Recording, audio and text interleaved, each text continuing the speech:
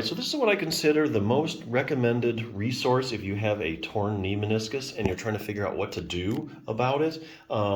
This is a book that's been out, I don't know, a couple years maybe. You can get it at Amazon, a lot of other places. It's written by a physical therapist. If you tear your knee meniscus and you're trying to figure out what to do, this is the book. This is the best resource that I know of. Goes over briefly, I'll say what exactly is a meniscus. The book has lots of pictures in it. If you're a real visual learner,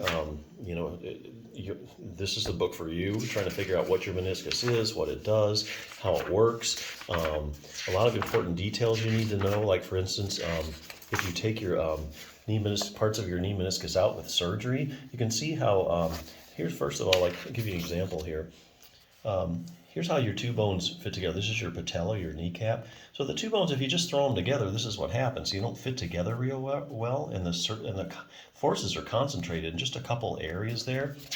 So you throw in a couple of these meniscus, these cartilaginous meniscus, there you go. See how it dissipates the forces evenly across the joint? That makes it so that you don't wear down the joint as fast. You start taking parts of it out, let's say you shave a little off of here, the forces are going to be more concentrated in certain areas, and you're going to wear your cartilage down early, which is really one of the biggest consequences of having surgery. Sure, you can get out of pain quicker than if you did like an exercise program sometimes, but long-term consequences, early arthritis. Goes into the different types of tears, how they classify them. There's traumatic tears, degenerative tears. There's also tears based on anatomy, like where the tear is. And the healing time, and whether it can heal, is going to depend upon the blood supply. Like the outer part of it, of your meniscus has the most blood supply. It can heal the quickest. Then there's like these white zones that don't have much circulation. They don't heal as well. So anyway, what to do? The options.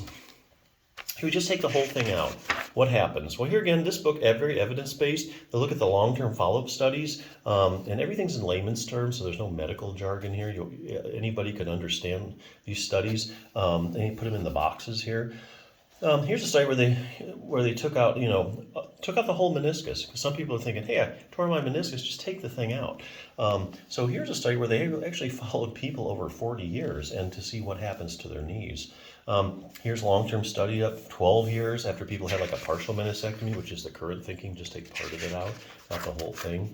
What if you just try and repair it? Not everything can be repaired. What if you just leave it alone and do nothing? Here again, there's long-term studies showing that, hey, let's look at 100 people with untreated meniscus tears, follow them over time, and then see, hey, what happened to it? Did they repair itself? Did they get worse?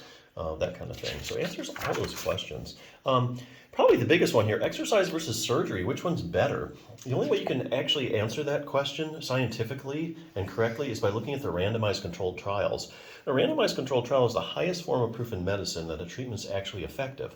So if you're looking at a surgery, a drug, any kind of new treatment, you're going to want to do a randomized controlled trial, and you're going to want to check on those and see what they say. So here, this would be you take 100 people with, like, say, a torn knee meniscus, and 50 you randomly assign to surgery, the other 50 you randomly assign to a good exercise program.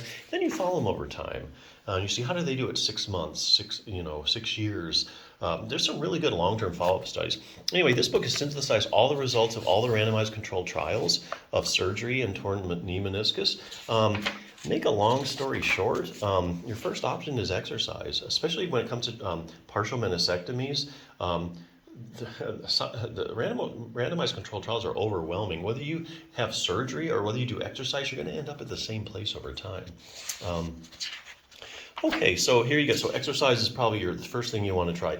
The other thing is, think of it this way: even if you have surgery, they're going to recommend you do exercise anyway. So anyway, so a lot of times when people do tear their knee meniscus, sometimes if it's a degenerative tear, it can be something as simple as just kneeling down, pick something up, and you tore your knee meniscus, and you can hardly walk. So here, I'm going to show you how to use a cane, for instance, how to get upstairs, how to get out of a chair.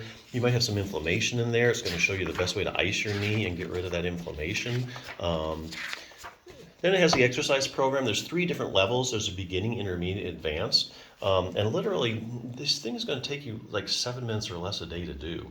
And these are exercises that come right from the randomized controlled trials showing you that exercise is just as good as surgery. So definitely, if you have a torn knee meniscus and you're trying to figure out what to do, you want some answers, Great resource. Check it out.